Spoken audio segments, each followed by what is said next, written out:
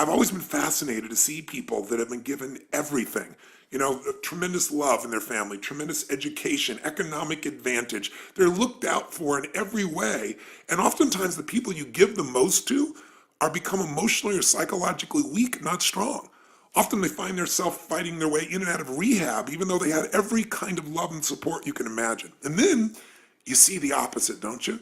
You see people out there that life has just stomped all over, who've been abused mentally, emotionally, physically, sexually, anything you can imagine. And yet, rather than live in the story, which they have every right to do, something inside of them won't settle.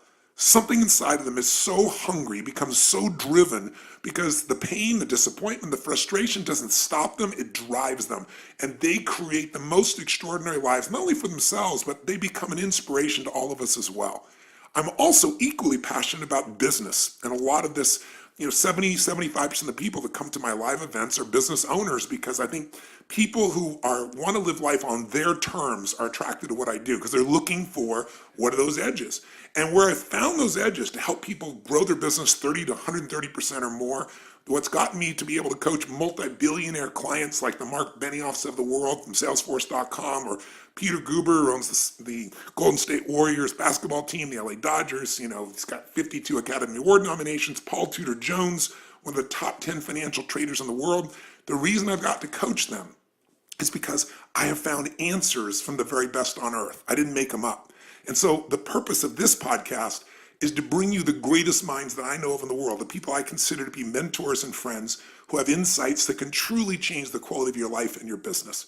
Now, this podcast, even though I'm passionate about it, almost never came to be because I got a challenge, probably the same one you do, time. It's like when my team came and said, we'd love to have you do a podcast. I was like, guys, are you kidding me? I mean, I'm running around like a crazy person. Approximately every 4 days, I'm either on stage or on a plane or a train and a helicopter in direction towards one. I go to 12 to 15 countries a year. I see about 200,000 people last year, to give you an idea. And, I also have 18 companies, 12 that I actively manage. And of those 12, we have more than 1,000 employees on 3 continents and 6 different industries, I think 7 now actually. And, and we do over 5 billion in sales. And I started out with no business background and no even desire to do it. But I did have an obsession with wanting to find a way to do more for other people than anyone else is doing, to find a way to add more value. So I want to bring you those people. And of course I want to do the podcast, but it's like, where do I do this in my spare time? And so I first told my team no. But then, people kept talking to me about a program I used to do called Power Talk. And I did it for about half a decade, where at that stage of my life, I interviewed all these brilliant people, and it's still a favorite product for many people. And I thought, well, I could do this. I could bring the greatest minds to you if I could get some leverage. And so last year, the way we did it is we created our co-host who did the actual physical interviews. I set it up and gave people the frames and the follow-up. And that was Anna, and she did an amazing job. I'm very grateful to her. But this year, I'm going to do some of the interviews as well, and I want to mix it up. And I thought, who better to do this than my own personal right arm, the woman who I pitch and catch with every day, woman who's one of my best friends on the face of the earth, and for Bonnie Pearl, her best friend on the face of the earth, and somebody who literally knows what I know. She's the person, along with Diane Adcock, who runs my creative department. Mary Buckeye is her name, or Mary B, as she's affectionately known. All the different partners and employees and associates we have all over the world. Mary is the person that we're constantly brainstorming together to figure out, how are we going to take this message and tighten it? How are we going to strengthen it? How are we going to get through to people here in China, different than people in Australia? And so we literally have times we travel the world together with our mission, and we have times that it's 24/7, those nights, those all-nighters as well. So I thought she would be the perfect person to do this, because there's also not somebody who knows me better, knows my thoughts, can help me extend this and get this information to you, but also not anybody on the face of the earth that I respect or love more as well. So with that ado, let me introduce to you, and I should give you her background for 1 second, then I'll introduce you to Mary. And that is, she was a Division I extraordinary athlete, captain of her team in soccer, and tremendous softball player. And then she left that to go to work with ESPN, and literally, she launched so quickly. They gave her some of the most important interviews. One of the first interviews she did was with a young man just coming to the NBA called LeBron James. So they gave her some really interesting and challenging pieces. And then after 8 years there, she left to go work with a gentleman who's one of the world's great adventurers, who literally explores the earth everywhere. And she got to explore all the corners of the earth with just a brilliant man. She has a great and varied background. but her heart, her soul, her commitment, and her mind and brilliance, I want her to be our co-host here. So here she is, without further ado, Mary B. Mary Buckeye. All those compliments, Tone. And really, I'm just like human Velcro to you. That's my biggest. That's my biggest achievement is living this life in your shorts pocket, traveling everywhere with you and Bonnie Pearl. Yes, you are my Velcro friend, and you read my mind, so I'm very, very grateful. So let's talk with our team here in this first podcast, and we're going to do a part of this together, and then I'm going to leave it to you. But let's start with, let's talk about who this is and why are we bringing this person out for our interview for the first part of the second season. I am delighted to tell you why, Tone, because this is a human being who is a graduate from Brown University and not a standout athlete in one sport, but in three. And again, at Brown, which is not exactly a safety school over there in Providence. So graduated with a degree in psychology. We love to talk to her about picking the brains of other human beings. She herself then went on to become the #1 triathlete in the entire world, even though at age 23, she says she still could basically only swim to save her life. Never had any technique coaching training, never got in the water, never got in a pool. And then she comes on to be the world #1. How do you do that, Tony Robbins? You're going to love this because that's what we asked her. We dug into her psychology here, and you're going to fall in love with this lady because, listen, you're a business owner, many of you. You're an athlete yourself, or maybe were at one time, and maybe you didn't take all that you had from athletics to the next part of your life. And I found that athletics is really about peak performance. I wanted to do this interview with her because the Olympics starts this Friday. And I think it's an opportunity to think about this. These are the greatest athletes in the world. These are people that had a vision larger than anybody else, but they didn't just talk about it. They didn't get enthusiastic about it. They figured out how to convert that absolute vision into reality where they competed with everyone on earth. And now they're coming to this final competition. There's very little that could be more inspiring, but to hear this woman who couldn't even swim, barely keep her head above water, deciding, just making that decision, just like starting a business, just like saying I'm going to take my company public, or I'm going to make $1 million or 10 million or $1 billion. You know, there was no reason that she should be able to feel certain she could do this, but she made the decision within herself, and then she went on the journey. And this interview, I think you're going to be very touched by. It's one that I don't care if you're a business owner or if you're an employee for someone else, or you're a mom or a dad, or you're an aspiring athlete, or you just want to go to another level. It's a reminder that any of us can go from the worst to the best if we're willing to pay the price and if we understand the fundamentals of how to coach ourselves and get quality coaching to get from where we are to where we want to be. And by the way, if you are a business owner, you're also going to be driven by this podcast because we're going to dig into her psychology, not how she went from doing what seemed impossible to making it real, turning her vision into reality, but also she's now the world's greatest coach. I mean, if you want to become a triathlete and you have the money, the time, the energy, and the true commitment, the first thing you want to do is make a journey to Boulder, Colorado to see. To Boulder. That's right, to see if you can get Siri to take you on. So I'm going to ask her, how do you build a championship team, an Olympic championship team? How do you recruit people? How do you know if they're the right ones? How do you know when to let go of them? All the things you have to do in your business or maybe even in your personal life as well at times. And how do you build sustainable success in anything? You were telling me a quote about her. What were you saying? I was saying that I think that what the essence of Siri Lindley really is I was listening to an interview, watching that she did on TV, and she said she basically went from being crappy to being, in her words, on the top, basically, which is, as we know, the #1 world ranking. So if you want to go from being crappy to being #1 in the world, you better listen. Take a few notes here. Big Tone. Here's the pathway. So without further ado, meet Siri Lindley. Hello? Siri? Oh my God. We have Tony. contact. Oh my goodness. Sorry for I the cannot logisticals. believe. Oh my God, no problem. I am just, Tony, I have to say, this is like a dream come true, just hearing your voice on the other side of the phone. I seriously I can't understand if this is a dream or not, because you're highly responsible for like a lot of anything at all that I've done. Oh, you gotta be, that's a compliment because I've been so excited to talk to you because your history is so unique. And you know, my whole life is about finding people that just make decisions and then make the impossible happen. And you've done that in your life multiple times. So it's really a privilege to have you on the podcast, and I really appreciate you taking the time. Oh my God, it's such a great honor. So really, thank you so much. I mean, a lot of what I learned from you helped me to have the courage to make those decisions that I had to make. So really, thank you Well, very, very well, much. you're very kind. You give me more credit than I deserve as all your hard work. But No. let's jump into it right away here. I've kind of done an introduction in advance of you here to kind of save you some time, but let me just repeat it for those who might just be joining. You are a human being that has done things most human beings would think would be impossible. You go to Brown, you're a three-sport athlete. Give me the genesis of this decision, because a lot of our listeners are business owners, and they've got to make decisions where they can take what seems to be impossible, make it possible. It's the same metaphor. They've got to build teams. They've got to recruit people. They got to know who are the right people. They got to figure out how to inspire them and motivate them to follow through. They got to build a culture. You've done all that at the level called Olympics, at the level where the very best on the earth has done it, and you've done it competing against people. So I'd love to start, if we could, with a little bit of your journey. Yeah, I heard, and as I understand it, that at one stage, even though you're not a swimmer, you decided you're going to become number one in the world as a triathlete. Tell me how this comes about, and tell me the role that maybe coaching played along the way, because I know you had a pretty extraordinary coach. Yeah, well, in the beginning, so I had been a three-sport athlete, field hockey, ice hockey, and lacrosse at Brown University, and I loved it, and that was amazing.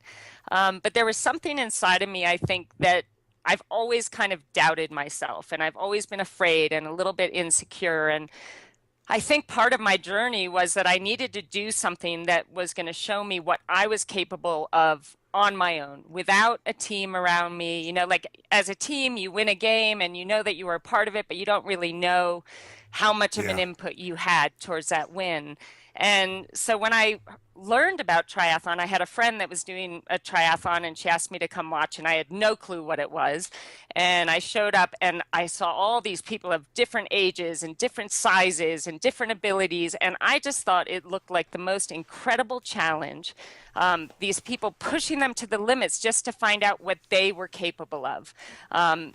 So I started training for it, but I didn't know how to swim. The only swim I'd ever really done was swanning with my mom, which is like keeping your head out of the water because she has this beautiful blonde hair and she didn't want to get it wet. And so she'd just like do breaststroke with her head out of the water. So when I got in the pool the first time and I had told my friend, look, I really want to do triathlon, she took one look at me and thought, oh God, this is going to be a big project. I didn't really tell anyone how far I wanted to go or what I was dreaming of. But as time went by and I had been training for a few months and I was a complete disaster basically in all three, I just knew, in my heart and in my gut that I had to do this and I had to take this as far as I could possibly go. And I told my mom that I wanted to be the best in the world. Which is crazy. She kind of laughed at me because she had seen me practicing.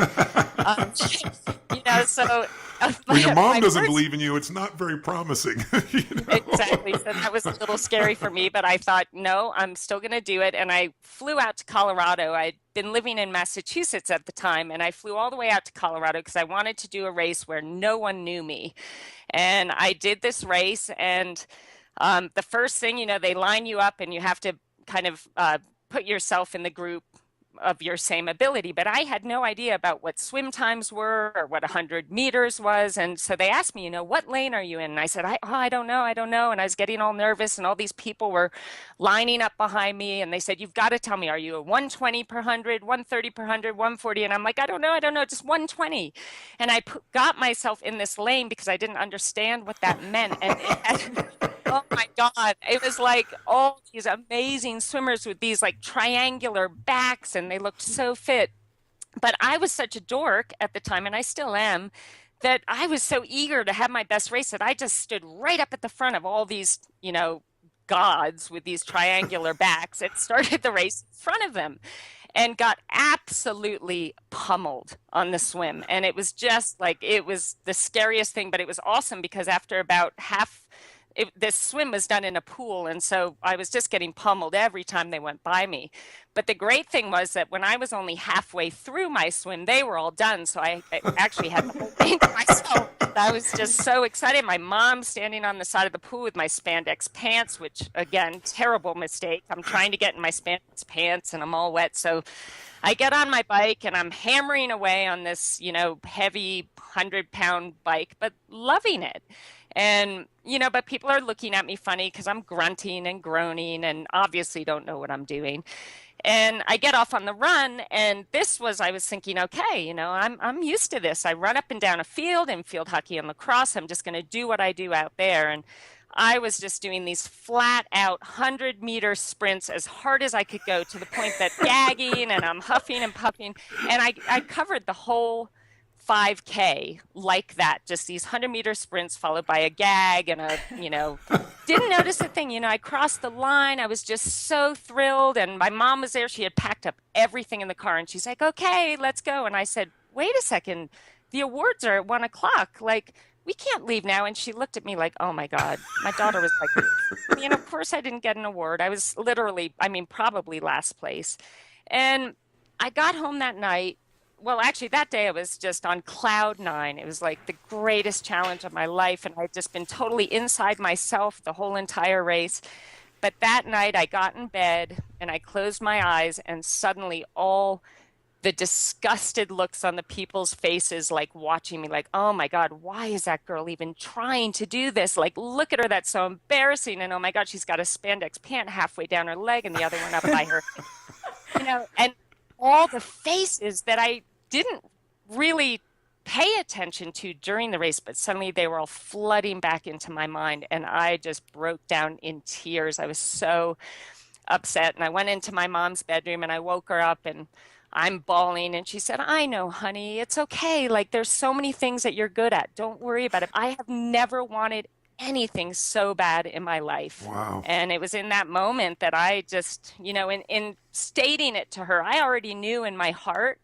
But there was just something about being so terrible at something, and all my insecurity, I was able to put it away during the race, but it all kind of came back with the looks on people's faces and that memory. And that actually really, really motivated me to just want to become, first of all, just proficient in this sport that I so desperately wanted to be good at. Well, you just hit on, when people ask me what is the single most important ingredient of the most successful people I've ever met in the world, and everybody wants to know, like, what's the one thing? And of course, life, it's never just one thing. But if you had to pick one, I don't care if it's, Sir Richard Branson or Serena Williams or Hugh Jackman or anybody who's the best in the world at what they do, it's hunger. And you just described that again. I always share with people, intelligence is so incredibly valuable. Physical strength and skill is so valuable. But there are a lot of intelligent people who can't fight their way out of a paper bag. It's that hunger that makes you just go far beyond anything you can imagine. Where does that hunger come from in you, do you think? I think it comes from, for whatever reasons in my early life, lacking the confidence, feeling like I wasn't really important enough, and almost feeling like I didn't belong in this world because I wasn't good enough, or there was no reason for me being there. It's kind of obviously, as kids, the things we go through and how we perceive the things that we go through really affect our perception of ourselves. And but so many people, can I interject for you that series? So many people will look at that and they'll be destroyed by it. It's like disappointment either destroys you or drives you, right? And for most people, they let it destroy them. What is it in you that, in spite of all that pain, I understand the pain that helped to drive you, but why did you convert into drive as opposed to giving up, which is what most people do? I think I was just so desperate to feel good and to feel safe in my own body and to feel like I belonged. And I was just desperate to be happy. I wanted something different than the way that I felt. I was so uncomfortable in my own skin and so uncomfortable in the world that I was in. And I didn't want to live that way anymore. Like I knew that there was a better way. And sometimes, unfortunately, you watch people, like I have a sister who I love so much, but we went through the same stuff growing up, but we made different choices. You got And it. and Yeah. sometimes I feel guilty in a way that, I've been so blessed in my life, but I do feel that it is a choice. You have to make that decision. I don't want to feel bad anymore, It's beautiful. and yeah, so that's where the hunger came from. And it was more just, I mean, first and foremost, wanting to just appreciate and like myself, Yeah. So and yeah. feeling safe because I didn't really feel safe, in my life anywhere else. And I at least wanted to feel safe in my own skin. Wow. I think, for women especially, most men have no clue. I ask men very often in seminars, how many of you have been worried for your safety at one point in the last 6 months? And usually I get three hands, maybe five hands in a room of 8,000, 10,000 people. I ask women, how many of you have had a concern for your safety in the last 6 months? 99% of the room raises their hand. And so it's interesting that you converted this. So what you felt this sense of, is it the strength that gave you the safety? It was the sense of mastery? I'm just curious. I think, I don't know that I went into the sport saying this is what I'm going to get out of it. Got it. I know that at the time, I was living my life out of a place of fear all the time. And I think the biggest transformation in me throughout the whole process of doing the sport was that I started really loving what I was doing because I was gaining confidence Yes. and I was, doing something that was making me feel good about myself. And so then I started focusing on living my life from a place of love, if that makes Oh, sense, that's and beautiful. saying, I'm gonna be afraid, I still get afraid, but I would rather just take steps towards, doing the things that I love and trying hard and being productive and being proactive and focusing on the things that I love and having that be the major theme in my life and keeping the fear at bay, you know? You're saying the fundamentals that are true to be a champion in a sport, but also be a champion in business, to be a champion in your own life. I mean, facing fear and then finding a way to find your passion or what you love so it grows. But you didn't love it to start with. You just had the drive to start with. Tell me, if you would, I know you had a very special coach. Tell me the role the coach played, and did you ever think this is going to be impossible? I mean, you made this decisive decision, but tell me a little bit about what the road was like, the training road for this, because most people, I think, overestimate what they're going to do in a year, and they underestimate what they can do in a half a decade or a decade or a couple decades in life and in business. So, you got to put the time in. But tell me, how did you find your coach? How important was your coach? And where was your head at? And what role did the coach play? Because today, you're one of the best coaches in the world. For those that don't know it, if you want to become a triathlete and you have any intelligence and you ask around, you're going to find a Boulder man or woman to be trained here if you can. And you can hear by Siri's mindset and attitude, how much people love her. She's beloved in the community besides being respected. Some people are respected but not loved. You're respected and loved. And it's so obvious why, getting Oh, a chance wow. to talk with you right now. But tell me a little bit about your coach. Yeah, Siri, I'm going to pop Well, in here. It's Mary B. And I listened to, Tony and I listened to a previous interview last night with you. And I was touched when you told someone else, you went from, quote, being crappy to, quote, on top, basically, which that's another little glimpse into your humility. On top, basically, you didn't say it, but you were world number one 2 years in a row. Being crappy to world number one. What did Brett Sutton have to do with that? well, okay, first of all, thank you so much. That's like the greatest compliment of my life, and I'm going to save that forever. Oh, you're So so thank sweet. you.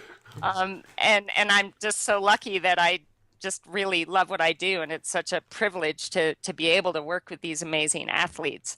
I think I want to mention, if you guys don't mind, my first coach was a huge part in kind of laying the groundwork, and then I'm going to get to Brett because yeah, he was just Perfect. amazing.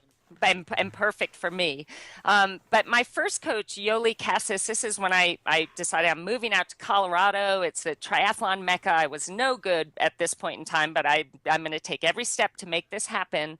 And I moved out here. And what I loved about Yoli, she was so passionate about the sport. And her take on me was, I want to train you, first of all, knowing that you as a human being are far more important to me than you as an athlete. And she always Wow. kind of, It's like in business. stressed the fact that like who you are as a human being is way more important than anything else. And I really love that because I really believe, I think some athletes, there's kind of like a fear of success because they don't feel like they deserve, to do well, or there's something that limits them in that area. And I really feel that her influence on me in wanting to really focus on being the best person I could be, first of all, and then being the best athlete I could be was a really great way to, give you that comfort that, you know what, I've been the best person I'm capable of being. I've worked my butt off, and I deserve to do well, to have that faith that you really believe that you deserve to do well. So she was just amazing. And when I went to train with Brett, oh wow. I mean, he's a special person in that he is just brilliant in getting into the mind of the athlete. And I'd been doing pretty well. I had a New Zealand coach, Jack Ralston, that I'd been working with for a couple of years, and I was trying to make the Olympic team in 2000. Everything was going great. I was coming in fourth place in pretty much every World Cup race that I was doing. And that was awesome and all, and it put me in a great position to qualify for the Olympic team, but it wasn't quite enough. So of course, in my heart and in my mind, I'm thinking I'm just not good enough to take that step onto the podium. And so I started, well, actually, I should tell you that the Olympic trials came along and I was the second ranked American, and everybody thought it was going to be a sure thing that I made the Olympic team. And I'd moved to Australia and lived like a monk for 6 months all by myself in an apartment. I was on this kick that I thought, I'm going to be my strongest if I know that I've done all of this on my own. There's no support You're one team. of us, Sarah. You're one of us. We were all holed up for 6 months before. It was so awful. I had my altitude 10. I was like watching Neighbors. I don't know if it's this horrible, oh, actually, I shouldn't say that. This great show in Australia that was like. You better watch yourself there. You just lost a country of fans. And I love Australia. But no, it was a show that entertained me every night, and I'd eat my dinner. I'd get in my altitude tent, and I would visualize the perfect race. Every single night, my goal was for 365 days, I was going to visualize the perfect race on the exact course that the Olympic trials were going to be on. And the problem with that, I mean, there's a lot of problems with this whole scenario. Number one, I'm someone who thrives on love, and I thrive on my family and my pets and all of that. And I don't know why I felt that all had to be put aside for me to prove how strong I was on my own. But I did that, and I felt like I needed to do that at the time. But when I got into the Olympic trials race, the gun went off. I dove into the water, and within 200 meters, somebody had swum right over the top of me and dunked me under the water, and I lost touch with that group, the front swim group. Oh. And in my visualization for 365 days prior, this never happened. I literally choked. I mean, I was swimming as hard as I could and not even moving.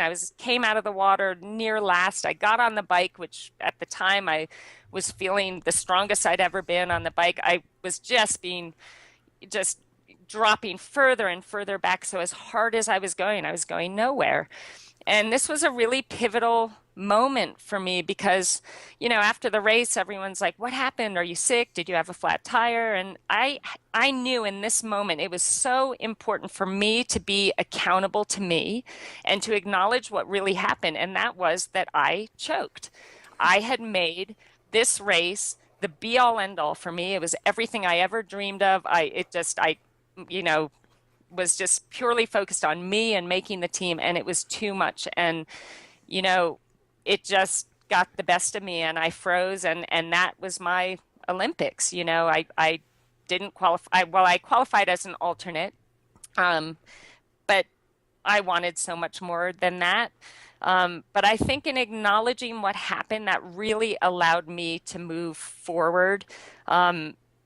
If I had tried to fool myself and make up an excuse as to why things went wrong, I think I just would have, I wouldn't have gotten any better.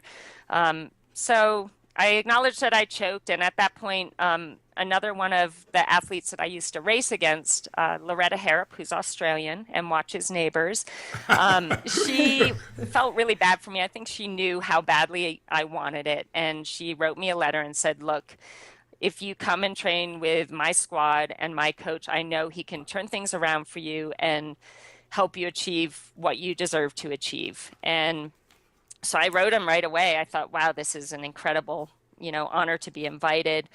And I wrote him, and all I got back was, I'm, you need to get here in 1 week to Switzerland. I'm the boss. I'm going to think for you. And, I don't know, I should have it in front of me to read it. It was very powerful. It was very scary. And so I flew home to the United States and literally, packed my bags and moved out to Switzerland to train with Brett Sutton.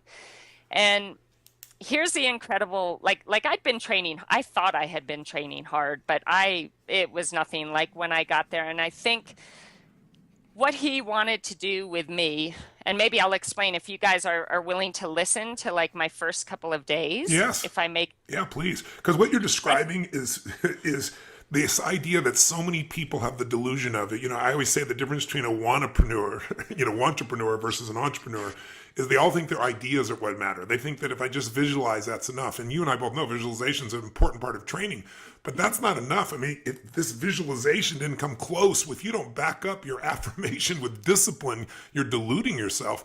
And it sounds like this entered you into a whole other realm. And every business person I know usually gets into business with the purest heart, with a clear visualization, with a great dream to help and save the world, or bring a product or service there and make a difference. But those ideas are not enough. Ideas are, a dime a dozen. It's the people that can execute, right? The people that can get themselves to do the things no one else does. And that's what you had to do. So when you started training with him, did it look, what was your mindset? I think I saw a video or an interview, one of them with you a week ago, where you were describing it, that what he was wanting to do the impossible. Is my memory right about that?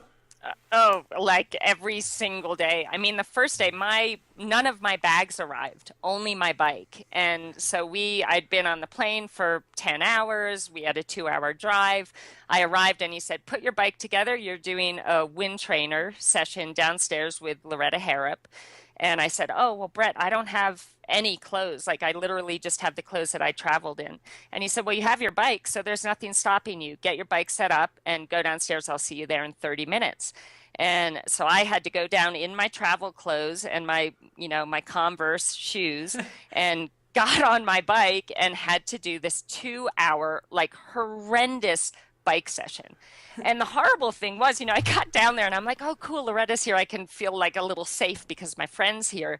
And I walked into that room. She didn't even look up at me. She had her head down. She's hammering away on the turbo, doesn't even say hello, doesn't like laugh at the fact that I'm in my travel clothes riding my bike. She just ignored me because she was in the middle of the session. And I'm like, "Oh my God, I'm so taking scared." every ounce of herself just to get through it, probably, right? Yeah. And I guess, that's what I learned. That's how we do things. It's laser focus. You do the session, you get it done. So I did that session. Then it was time to go to bed. I mean, this was pretty late in the afternoon. So I woke up the next morning and the plan was we're going to ride 25 kilometers down the mountain to the 50-meter pool. And I thought, oh, cool, great. I can see if my bike's if my bike's working. We drive down to the pool, and I had been used to swimming maybe 3,000 meters a day swimming, and I thought I was doing a great job. Well, we did 6.5K, so 6,500 meters that day. It was all hard. Everyone was faster than me. And I thought, oh my God, I'm going to die. But I was like, okay, I can have a nice breakfast after this. We're going to drive home and I can relax. And so we get out of the pool, I shower, I get changed, I come out and I turn to Loretta and I'm like, where's Brett and where's the van? And she said, "Oh no, we ride home. This is our bikes, our transportation. We ride home." And I'm like, oh my God, up that mountain. And she said, "Yeah, don't worry about it. Go with Jane. She sucks. Go with Jane." So I'm like, oh God, like this is just crazy. But I'm like, thank God I can go with Jane. And Jane apparently sucks, which is a terrible thing to say. I must say she's a little bit harsh. But so we start riding up the hill and Jane proceeds to kick my butt. I mean, she drops me within 5 minutes and I'm like, oh my God, I can't even keep up with Jane, who supposedly isn't very strong. So we ride 25K back and that took, about an hour and a half because it was just up this huge mountain. I get home, I get in the bath, I eat a big lunch, and there's a knock on the door, and it's Brett again. And I'm like, oh my God, like I'm going to die if he asks me to do anything else. And he said, it's time to run. So come on upstairs. I'll meet you in 10 minutes. We're leaving then. So I go upstairs. I've got my big water bottle. I put it on top of the car, and I'd forgotten something down in my apartment. So I ran downstairs and came back up, and my water bottle it had like one sip left in it. And I was like, guys, who drank my water? And Brett said, you don't need that. You should have drank enough in between sessions. You're not allowed to have water during sessions. So I'm like, okay, oh God. So we get back in the van, we go back down to the bottom of the hill, 25 kilometers, and he says, okay, everybody out, lets us out of the car. And he said, I'll see you back at home. And we had to run up that mountain 25 kilometers on the same day when I had done more than I've probably ever done in one single day. So I got home that night eventually, hours later. And now when I look back, I think, oh, I must have felt so exhilarated, but I was like terrified. I'm like, this is my first day. There's no like getting over the travel. Like he's just giving it to me. And I called home to my mom and, she answered the phone and all she could hear on my side was, and I was just crying on the other side of the phone. And she said, listen, if you can't hack it, come home, but just do your best and see how it goes. Well, so that day, we basically every day after that was nearly exactly the same kind of a challenge that seemed so impossible and scared me to death where I'd be shaking before the session. But each day I was able to finish it and I was able to accomplish whatever task he laid in front of me. And what was so brilliant about that was that what he was doing is he knew that every day he was scaring me to death. But he also knew that every day I stepped up to the challenge and I did what he asked and I was successful in overcoming that fear and making it happen. And I tell you, that was just the most powerful thing I could have ever received from that experience because my problem was I didn't think I was tough enough. I didn't think I was strong enough or, brave enough to make these amazing things happen. But over a 3-month period of time, I was proving to myself through his guiding me that I could. And that was incredibly powerful. So I'm very grateful for the experience. Siri, one of the things that you just outlined for me was an important distinction that I want people to have, which is so often in life, people don't begin something because they just don't believe it's possible. Something inside of you wanted this. You had this hunger that in spite of your fears and your uncertainties pushed you through. But one of the things I try to tell people is a belief is a poor substitute for an experience. Right? You had your beliefs about what was possible, and then you get a hold of the right coach and he gives you some experiences. Now, to your credit, most people would give up. You just continue to push yourself through, but you develop more and more, not just physical muscle and speed and strength, but the mental side has to have been a transformation. How would you describe the difference between you today as a human being, as an athlete, as a coach, compared to what you were like before you went through that transformation with him? I just feel like such a different person on the inside because I'm happy to live in my own body. And I mean, the mental side of things is it's so critical. And for so long, I was just self-sabotaging, in everything I was trying to do. I was self-sabotaging, not to the point where I wasn't trying and giving 100% effort, but where I would let myself fall into bad patterns of, doubting myself or thinking too much about what everyone else was doing and, not keeping all the focus on me. And I think now, just like what you were saying, I believe that if somebody wants something bad enough and they're willing to do all the work necessary to make that something happen, that anything is possible. And I believe that with all my heart, because I'm living proof of that. So I'll never doubt. This is the whole reason we wanted to interview you, because you are because it's so rare. Most people who become athletes are such extraordinary athletes, at least early on, people see them as such. or they've been training in a sport for their entire life. They don't make it all the way through college and then decide you're going to shift sports to one where you don't even know how to swim. It's just like, I mean, you are such a delight in this area. There's this quote by Michelangelo, and it's, I saw the angel in the marble and I carved until I set it free. Yes. And as a coach now, I use that quote every time I'm thinking about taking on an athlete that wants to be coached.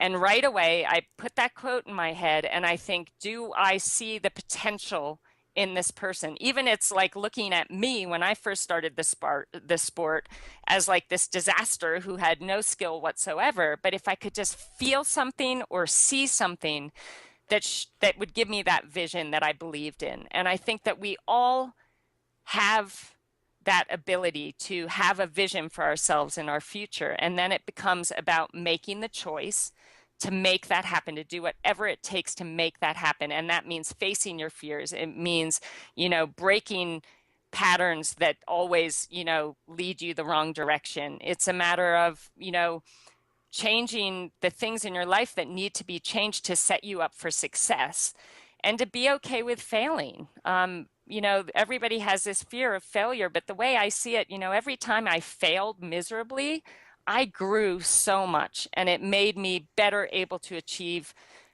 greater things in my future. So you almost need that failure. I'm not saying, I want failure for my athletes, but I think we grow so much more through the failures than we do the successes.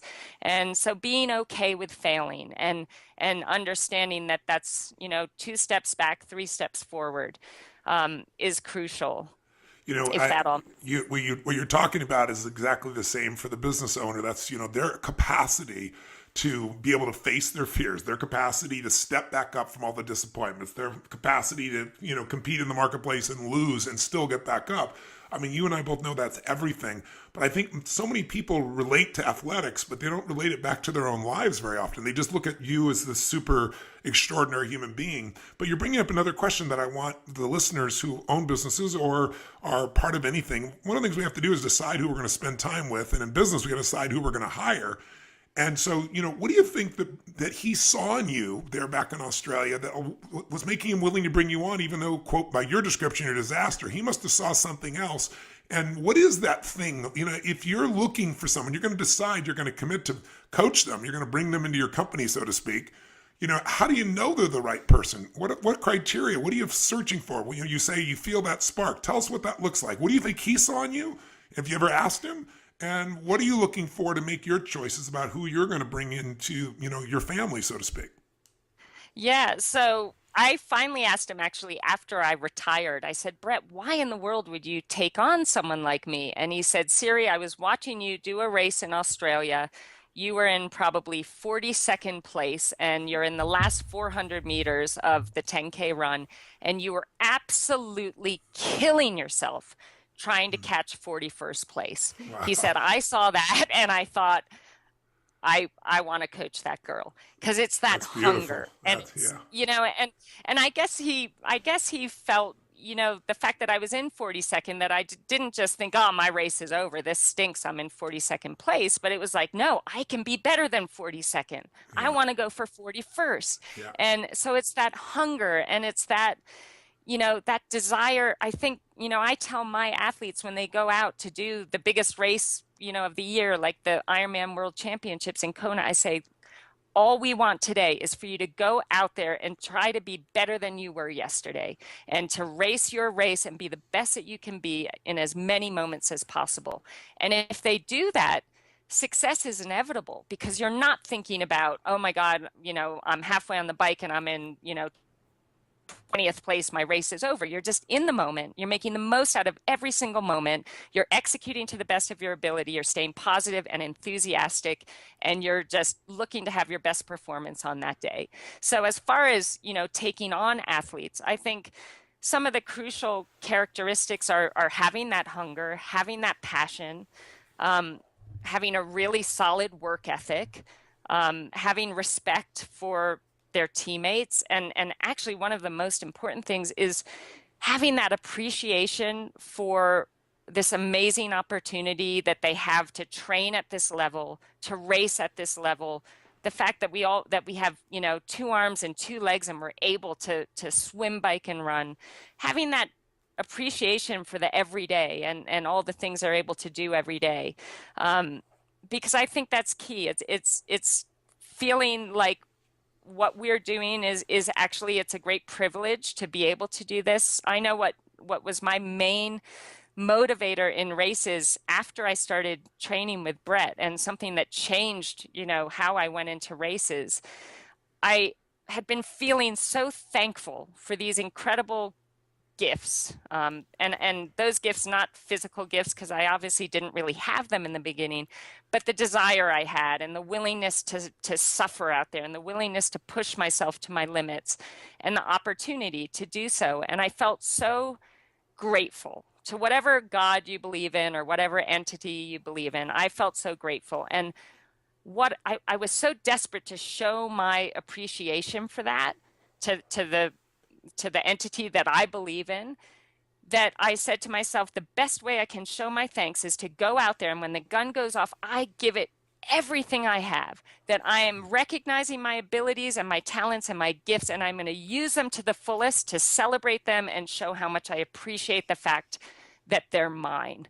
And that changed everything for me, because it wasn't about, I have to make this team, I have to win this race, I have to make a paycheck. It was about, I just want to show my thanks for what I've been blessed with or what I've worked hard for, and the fact that I'm able to do this. And I really actually, now that I'm able to be a little pickier in choosing who I want on my team, I want that kind of perspective. And it doesn't make anybody weaker. It doesn't make anyone, less tough or less relentless out there. It just is a much more positive environment to work in. Plus, I believe. You know what you do is you become proud of yourself as a human being. So often you hear people talk about, I have no self-esteem because of what people said to me when I was a child or something. And I was like, It's so convenient you remember those things and you forget the good things. But here's the truth. Someone could tell you your whole life you're beautiful and you're magical and you're skillful, and you can still not believe in yourself. And someone can tell you you're a total piece of you-know-what, and you can say, screw you, I'm going to show you who you are. We're not controlled by what people have told us. The only way to have self-esteem, which I hate the term, but inner pride, is to earn it. And the way we earn it is by pushing ourselves beyond anything we think we're capable of, which is why I wanted to interview Why You're So Beautiful. Coach John Wooden, as you probably know, is one of the greatest college basketball coach in history. Won 10 out of 12 NCAA national championships, 88 games in a row, and with different players. It's not like the NBA, right? Every year you're losing some of your players, the college players. And I interviewed him, and I asked him one time, I said, I interviewed him about 4 times over my lifetime. And I did the last live interview with him, which was very touching.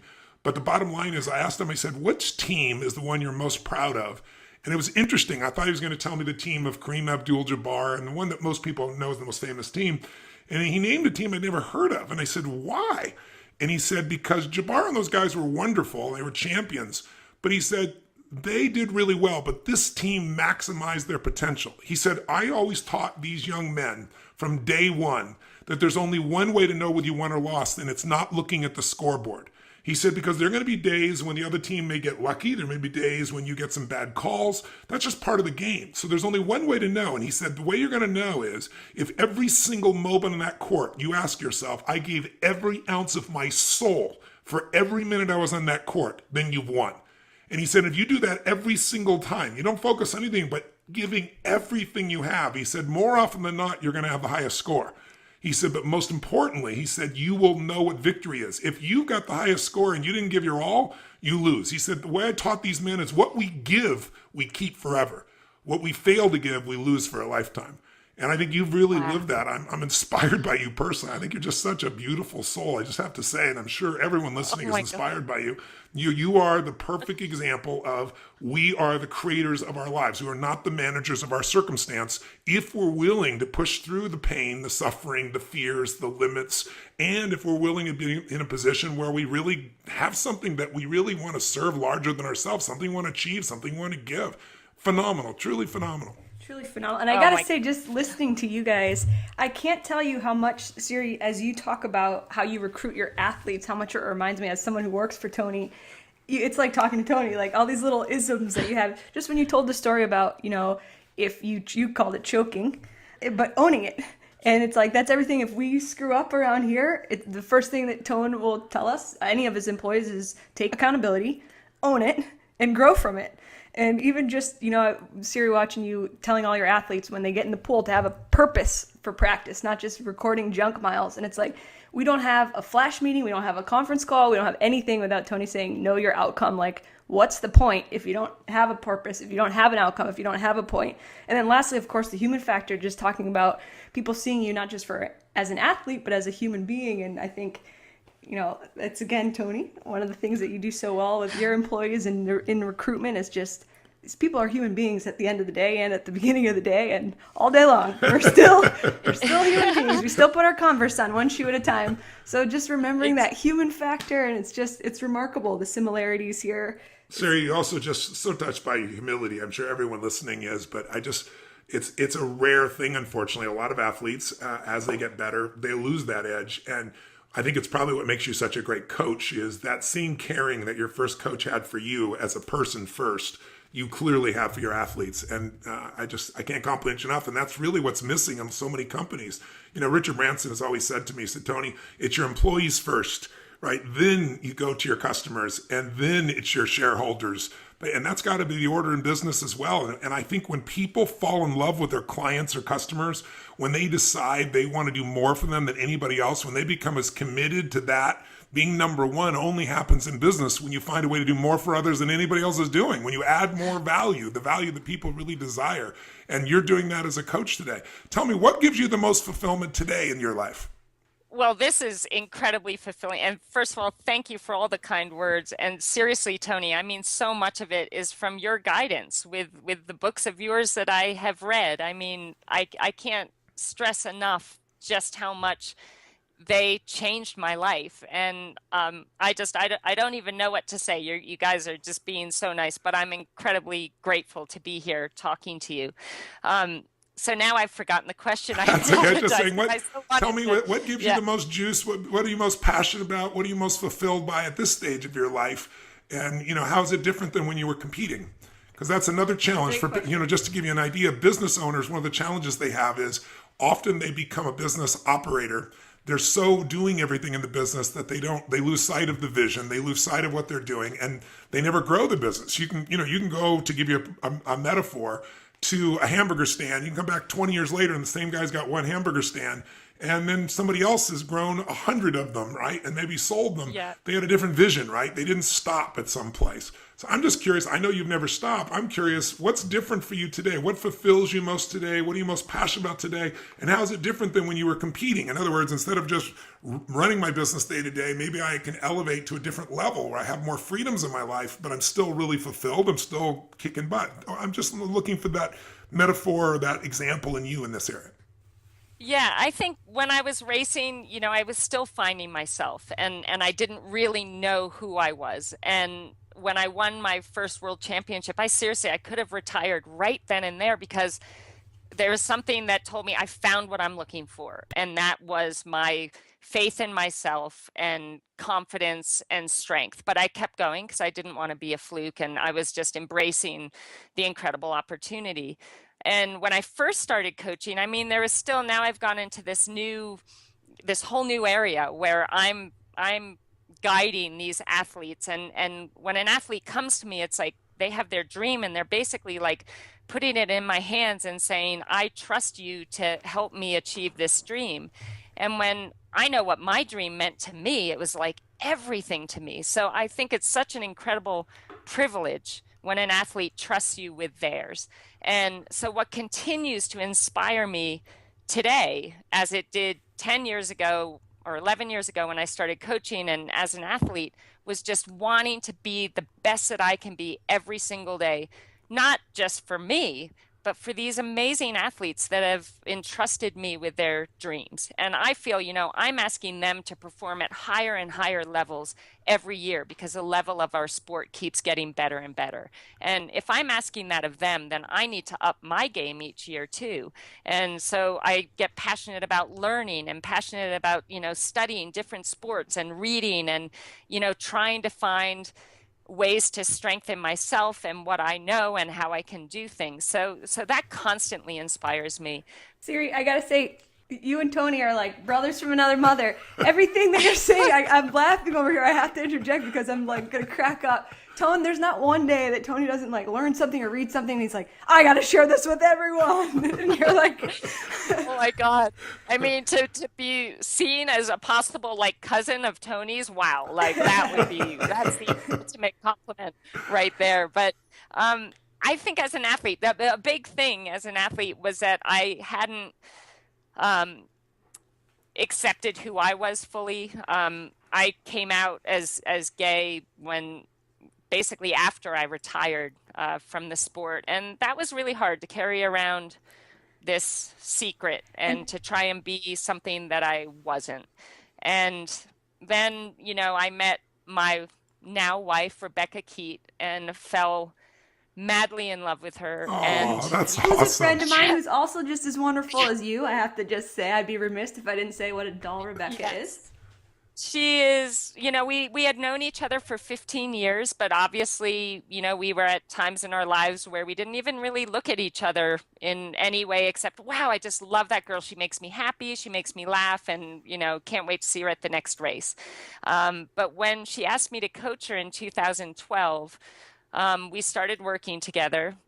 And it was really scary for me because I'm someone who, I have very strict boundaries with my athletes, and I had always learned and thought, never ever cross that line with somebody that Love you're messes working. with anything you believed before. Even your monk life. Oh my God. I mean, but we just started, somebody put us in the same house together. And I had always said, I will not live with an athlete. So no matter what, I'll live in a tent, but I cannot live with an athlete. But one of my athletes at the time said, look, you're going to be upset with me, but you have the whole upstairs and you're sharing a house. And I'm really sorry, but it's with Rebecca Keat. You have totally your own space. So I was, not that happy about it, but I didn't really have a choice. And I just had long talks. I just got to know her really well. And I tell you, we just fell so madly in love. And when we realized that that's what was happening, we had to sit down and she said, I'll retire. I won't do the sport anymore because I want to be with you. And I said, Wow. well, no, I wouldn't do that because I didn't want to let down these athletes that rely on me. And I said, well, I need to sit all of them down and talk with them about it and let them, voice their concerns or ask me questions. And we did that. And everybody was so incredibly supportive because I've had a lot of, I don't want to say bad luck in love, but I've made bad choices and I've been really hurt. You've learned. That's what it's called. Unfortunately, that's how we all learn. We don't call it the losing team around here. We call it the learning team.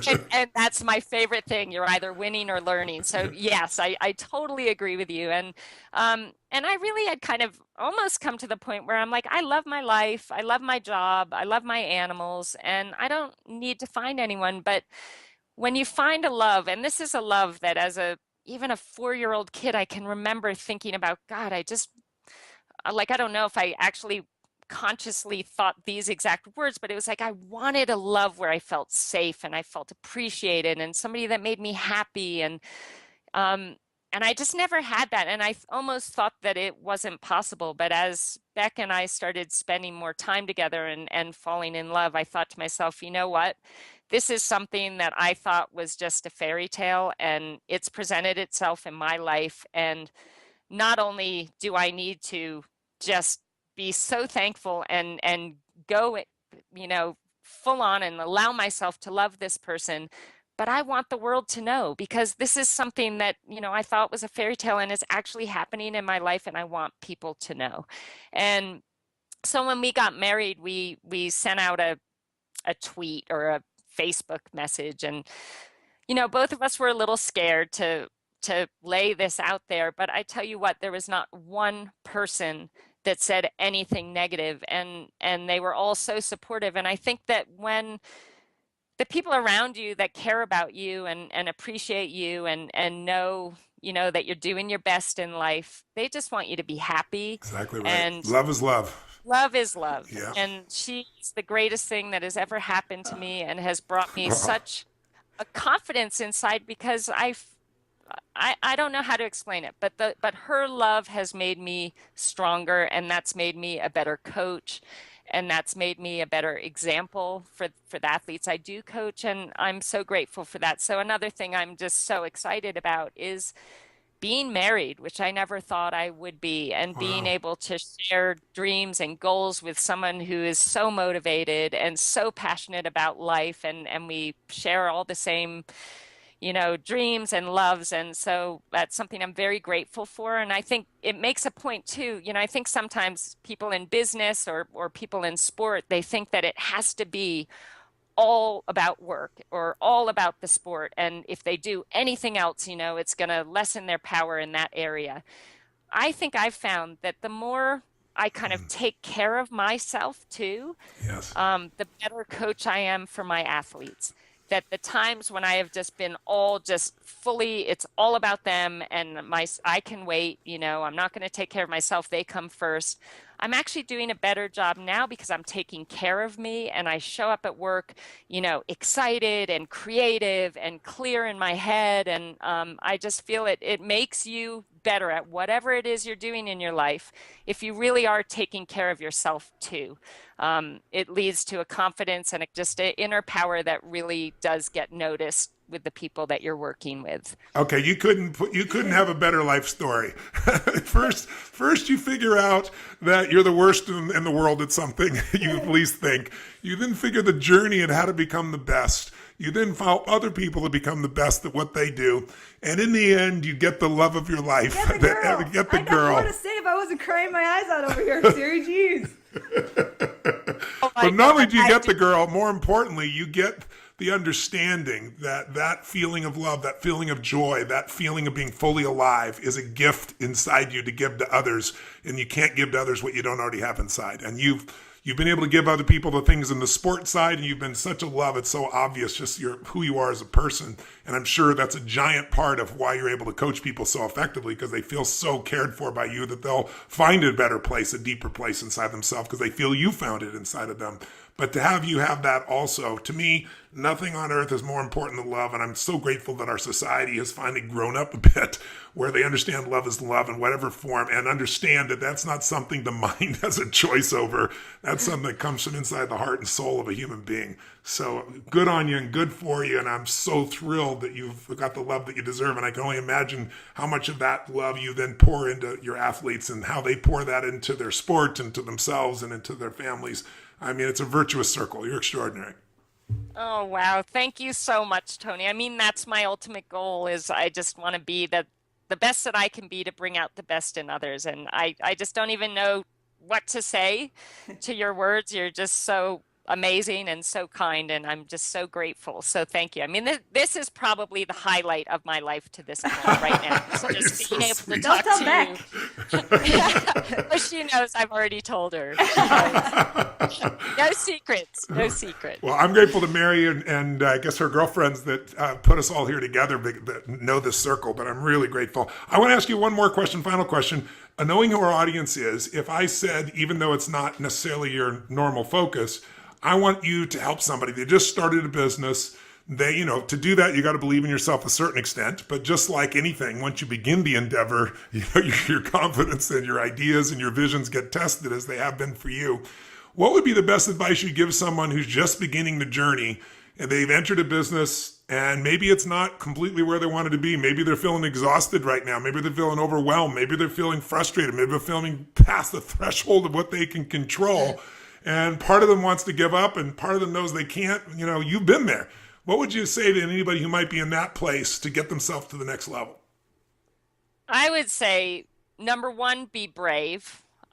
Number two, which is so important, be relentless. Be brave meaning do what you're afraid of, or give us your definition of being brave. Yeah, so be brave, even though you feel afraid or you feel uncertain, that uncertainty is a great catalyst to making things happen. So get comfortable with the uncertainty and be brave, knowing that if you're going to put in everything you have towards making this work, it will happen. But you need to be resilient.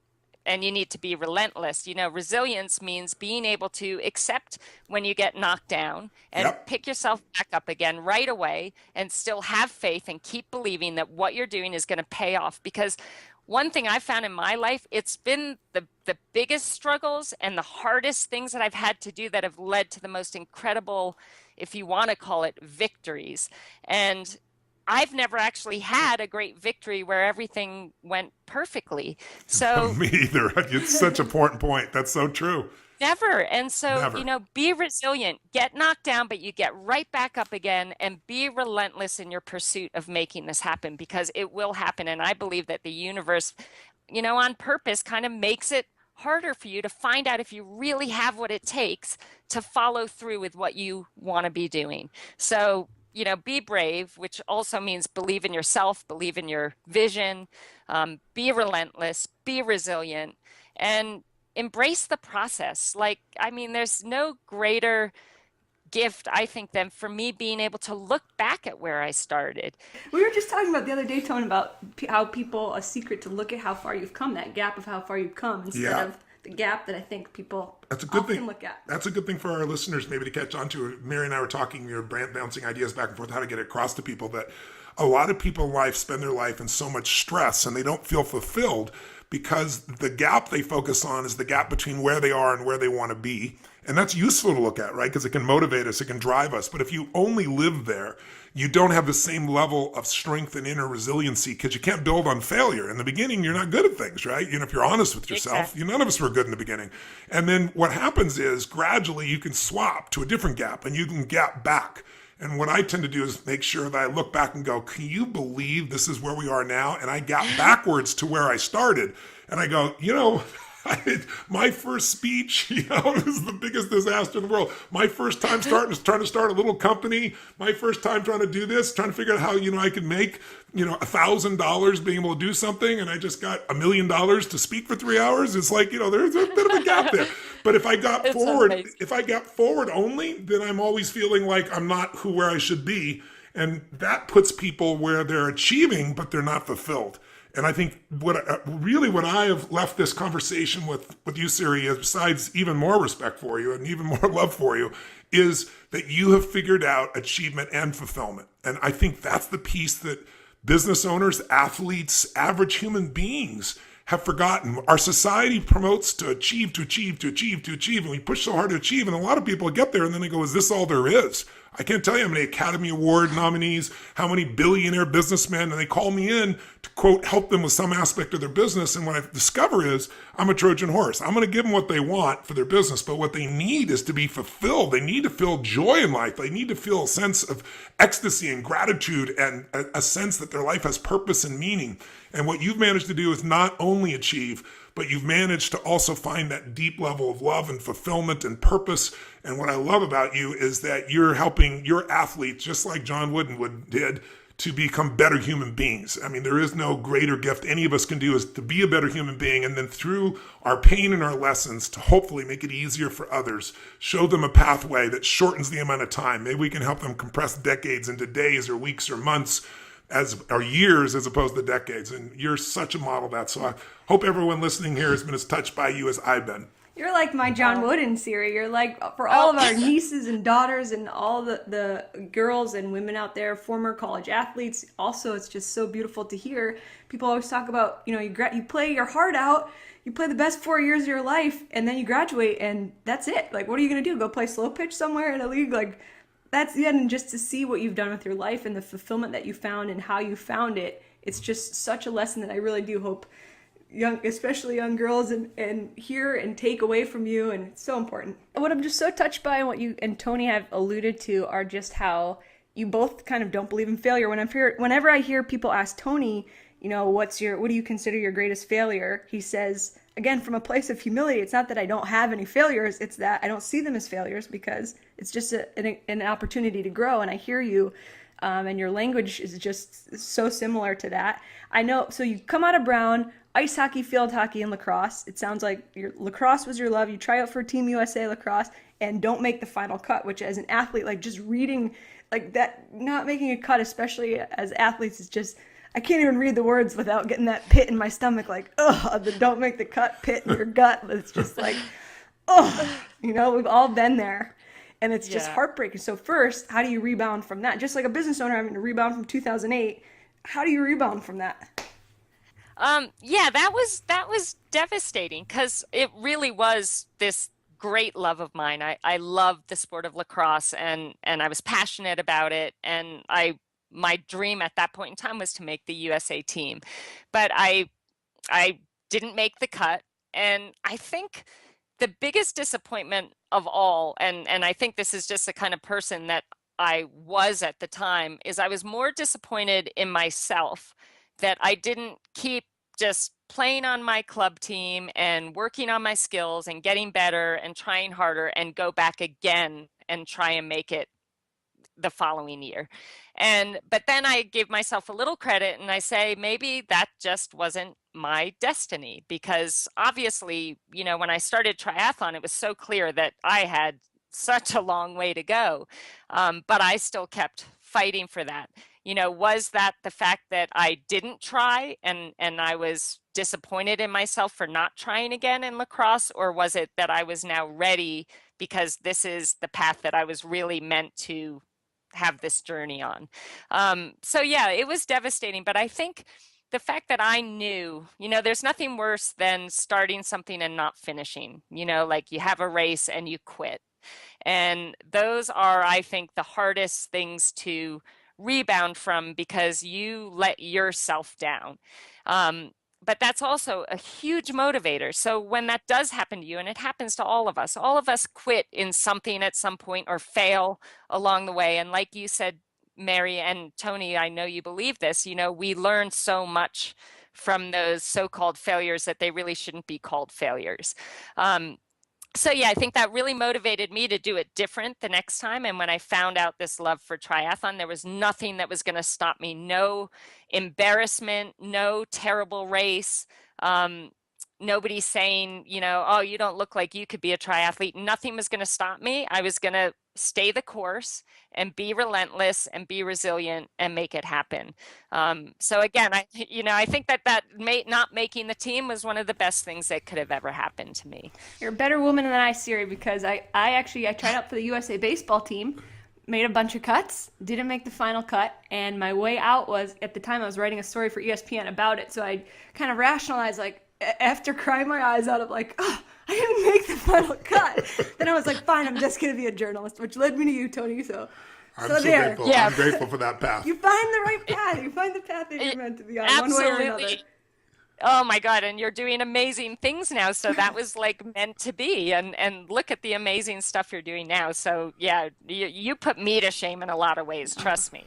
I just wanted to ask you about your Polo Sport Ralph Lauren sponsorship that came, as we look at kind of the arc of your life from this standout college athlete, and then you moved to Worcester, Mass, which I have been to, and I'll tell you what, it's not the most scenic place in Massachusetts, the state that I love, but you moved to Worcester, Mass to work at the YMCA, and then down the road you're getting this sponsorship opportunity from Ralph Lauren, so you just, again, like the arc of that, the heroic kind of build up to where you are.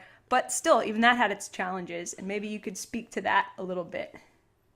Absolutely. Well, I had moved to Worcester. I actually had been coaching field hockey and lacrosse for a year at Princeton University and then a year at Lehigh University. And my move to Worcester was actually because I had a lot of friends that were gay that lived in Worcester. And it was the only place where I felt kind of safe and felt like I had a little bit of a community of people that I could be me and just like talk freely about who I was.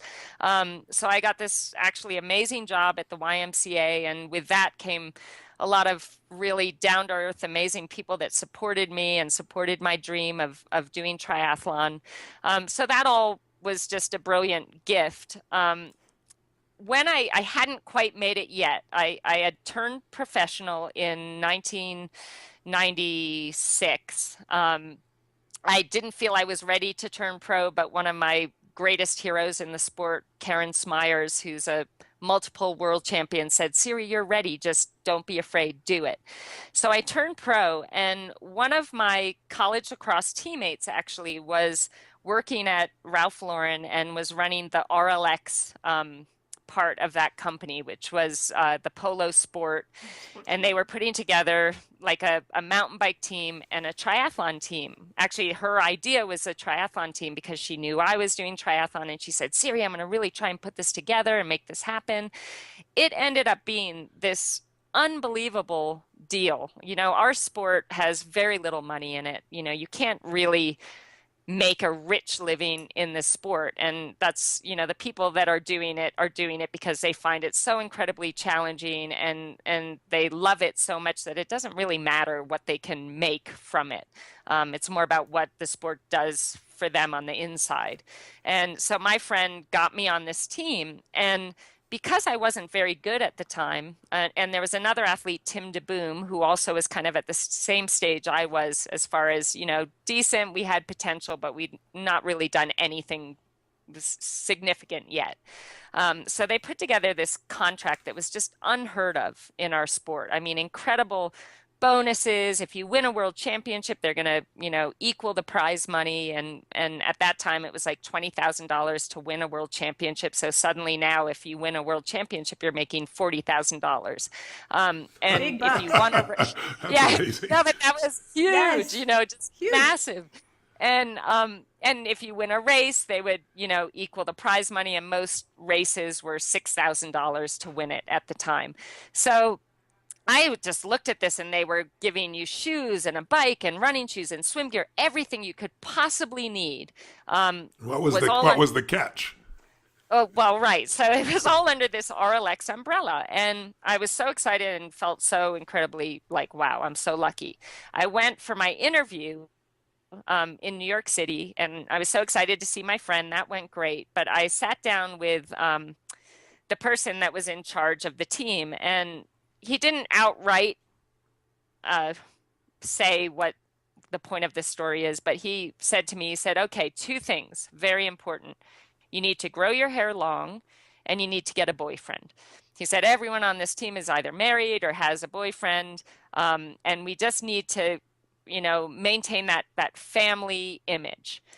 And oh boy. Right at the time, obviously, I had been living in Worcester, and I was finally really kind of building confidence enough. I turned pro, building confidence enough to walk out of that closet for the first time. But I left to be me, which was really was starting to feel so good.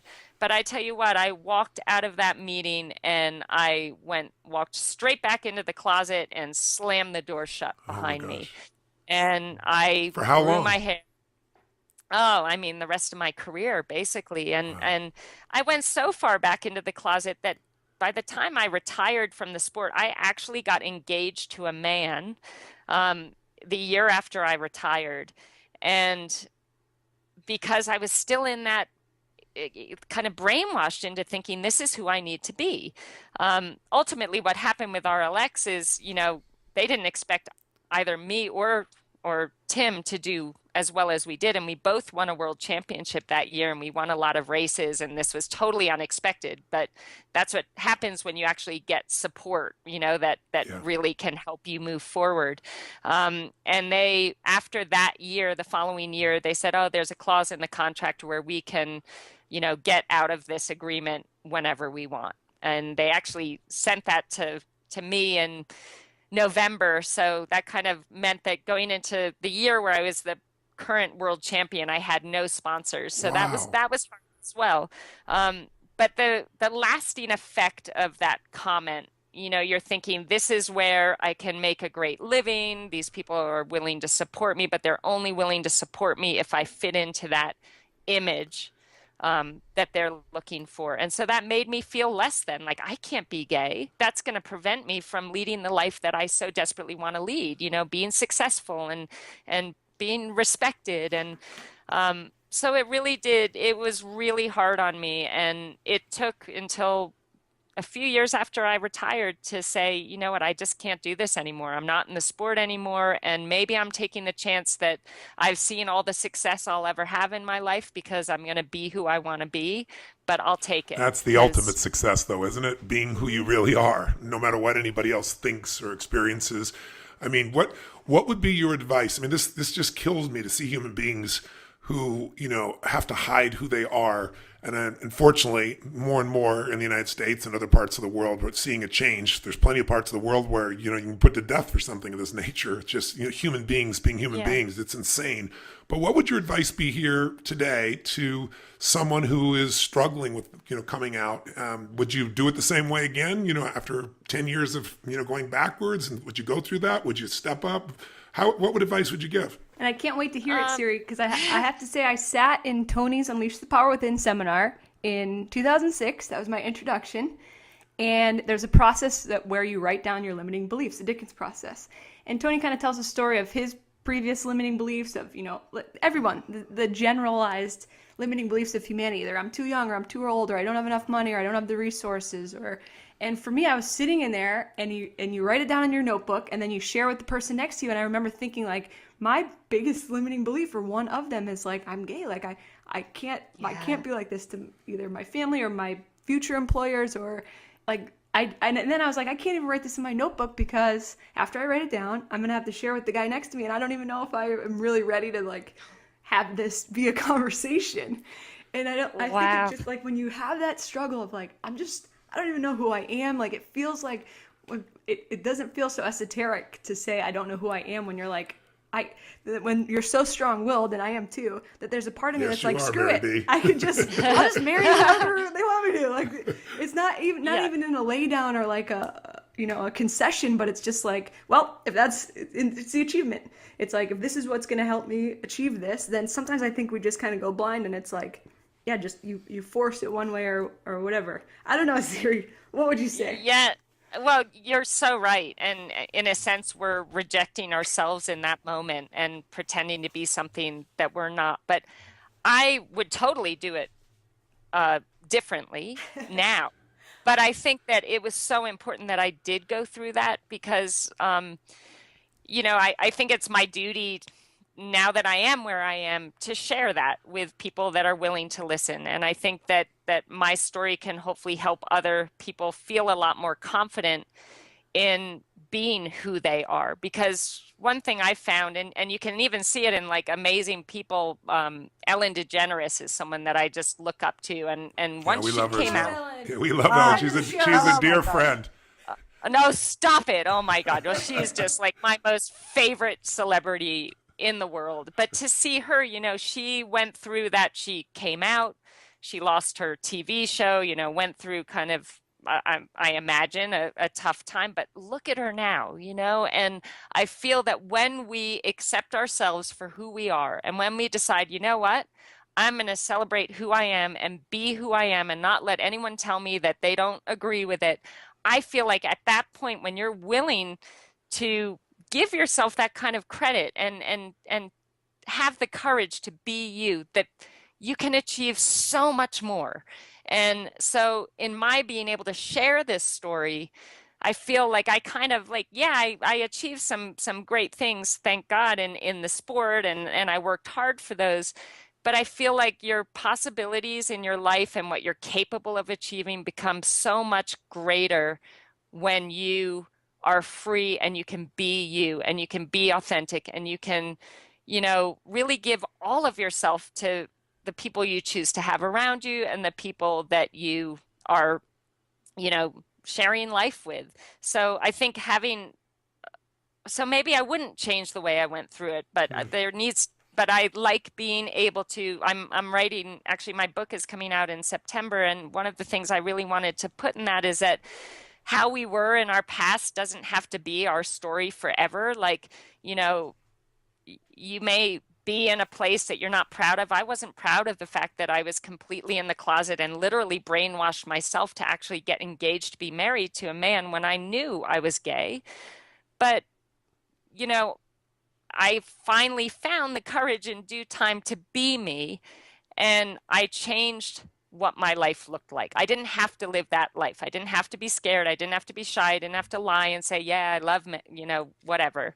By being me, I felt like I suddenly had way more ability to achieve the things I really dreamed of, Doesn't it really free up energy inside you that now can be redeployed? The energy that's constantly monitoring to try and make yourself safe or make yourself be in the right place. My experience is, doesn't it unleash that energy for other things? It completely unleashed the power within me. Like seriously, honestly, it takes, and for me, I'm generally a pretty anxious person, or at least I really used to be. And yeah, having to hide and having to think about what you're saying to this person and how you talk to that person, it's exhausting. And when you finally free yourself of those chains, it's like, wow, I just feel like completely revived and rejuvenated, and like I can achieve so much more. And you just have to stop caring about the critics and say, you know what, like, it doesn't matter. I want to be me. I want to be happy. I want to be healthy. I want to be able to be everything that I dream of being. And you can't do that if you're hiding from yourself. Yeah, it's so true. So many times people say to me, I just don't know how to love myself. I know I need to, but I can't. I always tell people it's hard to love yourself when you're not being yourself. And I think most of us have adapted. It isn't just someone who's living in a culture that doesn't accept you for something like your sexual preferences. People from every walk of life have. To me, that's one of the most extremes and unjust. But people have it based on color of skin. People have it based on whether they have money or not. There's so many things that human beings do, and our brains are trying to do that impossible task, which is make everybody like us, everybody agree with us, everybody support us, everybody love us.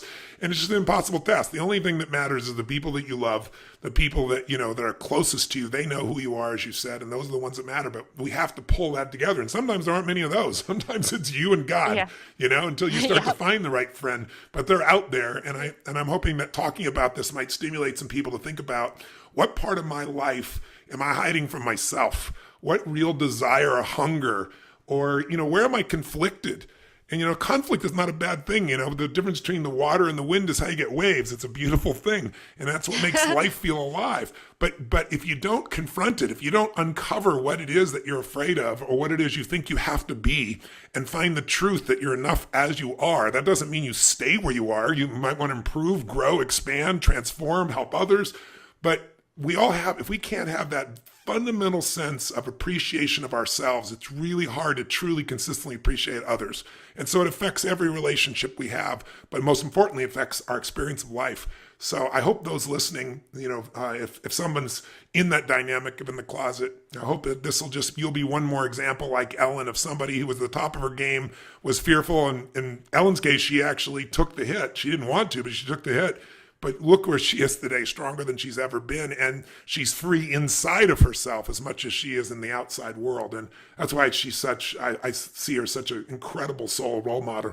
Mary calls her lesbian Jesus, she says. Oh, yes. Amen to that. I'm taking that. Because she took all the pain for everybody and then made it cool to be a lesbian, or, it's pretty amazing. Yes, absolutely. Tony had a meeting with Ellen and Portia. And I had, of course, in our preparation, like we always do, hours and hours, just like for this podcast, we're doing our preparation. I was like, Tony, she's like lesbian Jesus. Like this is all we've got. And so, unbeknownst to me, let Ellen know that that's what I call her. And so, when I did have my moment, my 5 seconds with Ellen DeGeneres, she said, "Bless you, my child. I hear I'm lesbian Jesus." It was Mary's birthday. She got a picture on her birthday with lesbian Jesus. She was very happy. Oh my God, that's the best birthday present ever. Wow. I love it. So thank you for the gift of your example and the gift of all you pushed yourself through, and all the hard work and all the pain and all the joy that you've brought to so many people watching your victories and watching you grow. And I'm really glad that we have a ticket to your life where we got a little insight today. It's really touched us and inspired us. Oh, well, thank you so much. It was such an honor, and thank you for your continual inspiration and leadership. I mean, you've changed a lot of lives, and I'm one of those lives. So I really am thankful. Tony and Mary, it's so awesome to meet you, and I really hope that I can hopefully inspire some people out there. That would really make me happy.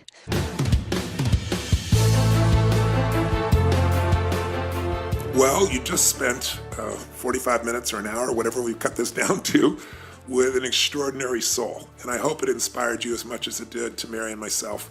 I mean, anyone who listens to this woman is reminded of the truth.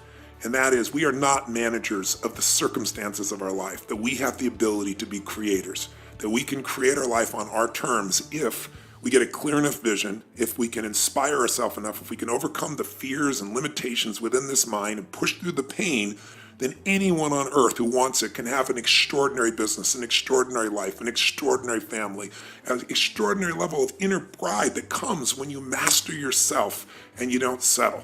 That's my takeaway from it. I'm very inspired by it. I hope you are too, with your business, with your life, with your family. Mayor, what would you take from it?